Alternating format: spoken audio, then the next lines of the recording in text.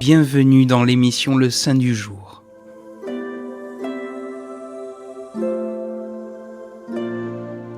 Et en ce 7 avril, chers amis, nous fêtons Saint Jean-Baptiste de La Salle.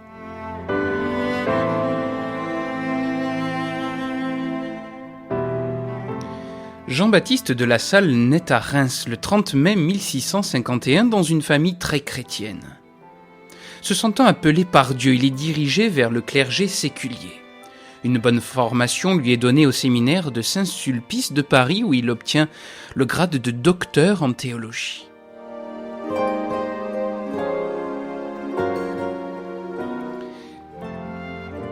L'Église catholique traverse alors une période de réforme qui voit la mise en pratique des décisions du Concile de Trente.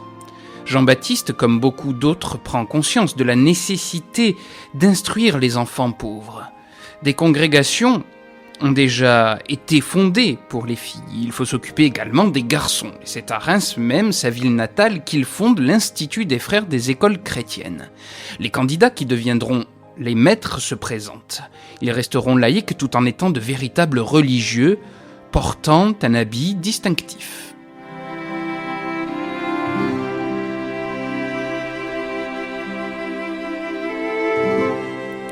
L'Institut essaime rapidement et il ne cessera de croître. Les frères seront présents partout dans le monde. La réputation de leur valeur pédagogique n'est plus à faire, mais l'esprit de foi sublime en quelque sorte l'enseignement qu'ils donnent. Dans l'enfance, c'est Jésus lui-même qu'ils accueillent. Leur travail d'éducateur est une manière de répondre à l'invitation du Christ rappelée dans l'Évangile. Qui accueille ses petits, c'est moi qui l'accueille. La formation qu'il leur donne contribue, selon la formule de saint Paul, à leur faire atteindre la stature adulte du Christ, c'est-à-dire à en faire de véritables enfants de Dieu.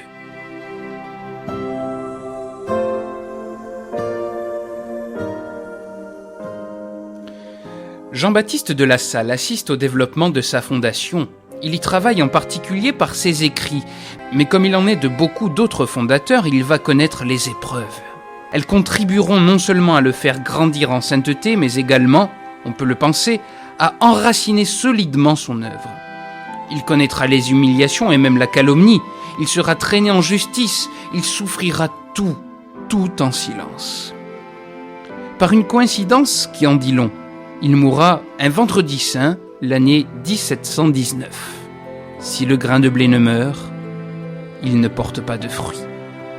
Saint Jean-Baptiste de La Salle est patron spécial de tous les éducateurs de l'enfance et de la jeunesse.